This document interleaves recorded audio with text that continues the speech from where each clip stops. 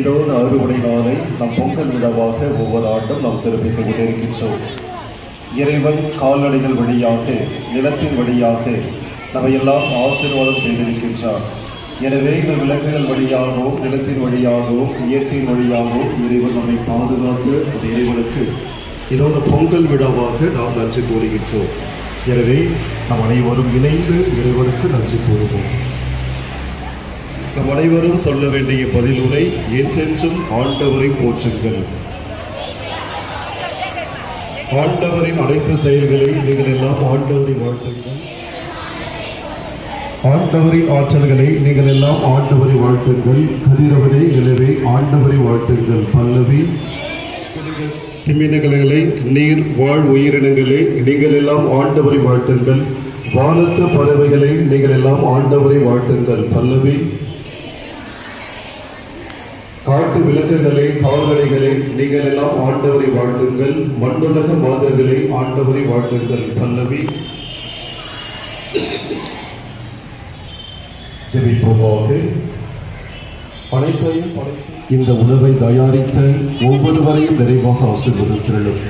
குறிப்பாக புனித மத்தியாஸ் மேல்நிலைப் பள்ளியை சிறப்பாக வழிநடத்தக்கூடிய தலைமை அருட்சகோதரி அவர்கள், அவரோடு இணைந்து இருக்கக்கூடிய அருட்சகோதரிகள், இருபால் ஆசிரியர் பெருமக்கள், மாணவ மாணவிகள் அனைவரையும் ஆசீர்வதிக்கிறோம். எங்கள் ஆண்டவராகிய இயேசு கிறிஸ்து வழியாக கொண்டாடுகின்றோம். ஆண்டவர்களோடு இருப்பாராக. எல்லா உள்ள இறைவன் தந்தை, மகன், தூய ஆவி நம் ஒவ்வொருவரையும் நாம் உண்ணக்கூடிய அந்த இனிப்பு பொங்கலை இறைவன் நிறைவாக ஆசீர்வதிப்பாராக.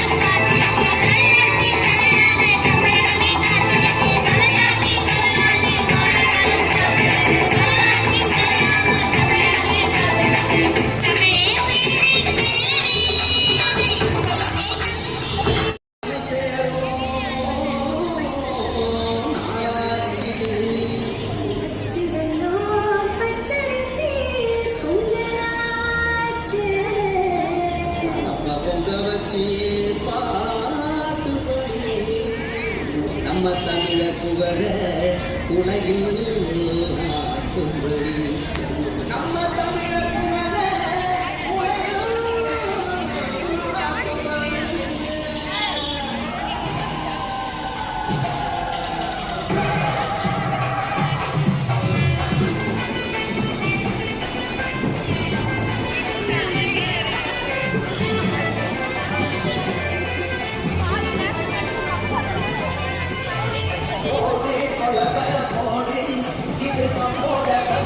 போட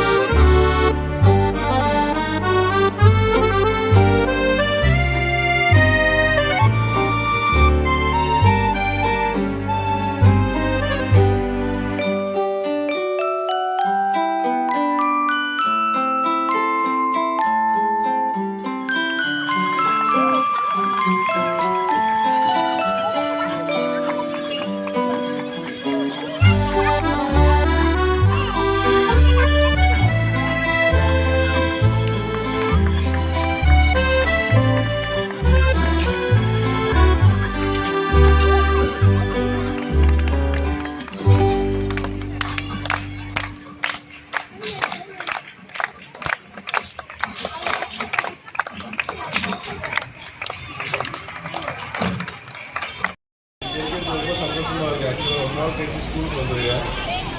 ரொம்ப நல்லா இருக்கு இங்கே இருக்கிறது. இந்த பொங்கல் வந்துட்டு என்ன மாதிரி ஒரு பண்டிகைன்னு நினைக்கிறீங்க? பொங்கல்னா என்ன பண்டிகை? அது மட்டும் இல்லை, சமத்துவமாகவும் இருக்கணும், நம்ம பண்பாட்டையும் சொல்கிற ஒரு பண்டிகைனா பொங்கல் மட்டும்தான். இந்த பொங்கல் பண்டிகைன்றது எல்லா மதத்தும் சேர்ந்து கொண்டாட ஒரே பண்டிகை வந்து பொங்கல் மட்டும்தான். சரிங்களா? இது என்ன நமக்கு உணர்த்தும்னா, நம்ம வந்து உழவுறாங்க இல்லையா, விவசாயி உழவுறாங்க இல்லையா, அவங்களும் இயற்கை ரெண்டுத்துக்குமே நம்ம நன்றி சொல்கிற ஒரு நாள் தான் இந்த பொங்கல் நாள். அதே மாதிரி தான் நம்ம பள்ளிக்கூடத்தில் நம்ம டீச்சர் ஒரு வருஷம் ஃபுல்லாக சொல்லிக் கொடுக்குறாங்க. அதே மாதிரி நம்ம பேரண்ட்ஸ் ஒரு வருஷம் ஃபுல்லாக நம்ம நல்லா பார்த்துக்கிறாங்க. அவங்களுக்கு ஒரு நன்றி சொல்கிற இது மாதிரி நம்ம லைஃப்பையும் நம்ம வடிவமைச்சிக்கணும். இப்போ இந்த ஃபங்க்ஷன் ஃபுல்லாக நம்ம ஹெச்எம் மேடம், நம்ம டீச்சர்ஸு எல்லாத்துக்குமே ரொம்ப நன்றி. நான் ரொம்ப நாள் கழிச்சு இந்த மாதிரி ஒரு அட்மாஸ்பியர் வந்து இப்போ தான் பார்க்குறேன். ஆக்சுவலி ஒரு 10 வருஷம் கழிச்சு ஒரு ஸ்கூலுக்கு இப்போ தான் வரேன். நான் இதுக்கு முன்னாடி ஒரு 10 வருஷம் முன்னாடி ஒரு ஸ்கூல் ஃபங்க்ஷனுக்கு போயிருந்தேன். அது வந்து ஒரு ட்ராயிங் காம்படிஷனுக்காக போனேன். பட் இவ்வளோ செலிப்ரேஷனெல்லாம் இல்லை, ரொம்ப நல்லா செலிப்ரேஷனாக இருந்துச்சு. அந்த 2 வீர தமிழ்ச்சி 2 பேர் வந்து அந்த சிலம்பம் பண்ணவங்க ரொம்ப நல்லா பண்ணியிருந்தாங்க.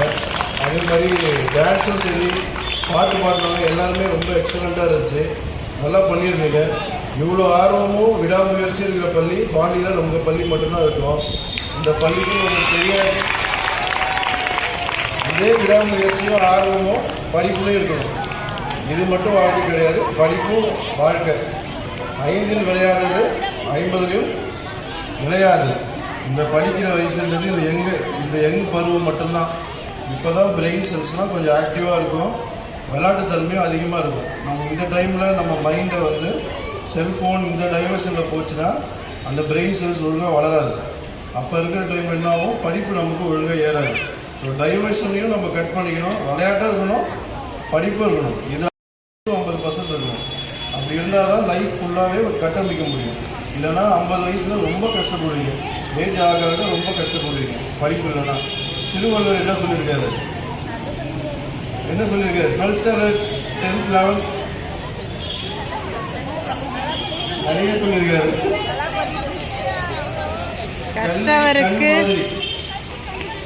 கல்வி இல்லாதவருக்கு அது இந்த 2 கண்ணும் முன் மாதிரி. இது வந்து 2000 வருஷத்துக்கு முன்னாடி எழுதியிருக்காரு. நம்ம 2000 வருஷமாக கல்வியோட முக்கியத்துவத்தை தமிழர்களுக்கு சொல்லி கொடுத்துட்டே தான் வராது. ஆனால் நம்ம தான் அதை மறக்கிறோம். இப்போ இருக்கிற யங்ஸ்டர்ஸ் வந்து கல்வியில் கொஞ்சம் நல்லா ஈடுபாடாக இருக்கும். கல்வி தான் வாழ்க்கை. ஒரு படம் கூட பார்த்துருப்பீங்க, அசுரன் ஒரு படம் வந்துருக்கோம். அதில் என்ன டைலாக் வந்துச்சு ஃபேமஸாக, நம்மக்கிட்டேருந்து எல்லாத்தையும் எடுத்துடலாம், ஆனால் படிப்பு மட்டும் யாராலையும் எடுக்க முடியாது. நீங்கள் எந்த நாடும் எல்லா நாடும் உங்கள் நாடு தான். படிப்பு உங்ககிட்ட இருந்தால் நீங்கள் எந்த நாட்டுக்கு போனாலும் அந்த நாட்டை நீங்கள் ஆளலாம். படிப்பு மட்டும் இருந்தால் போதும்.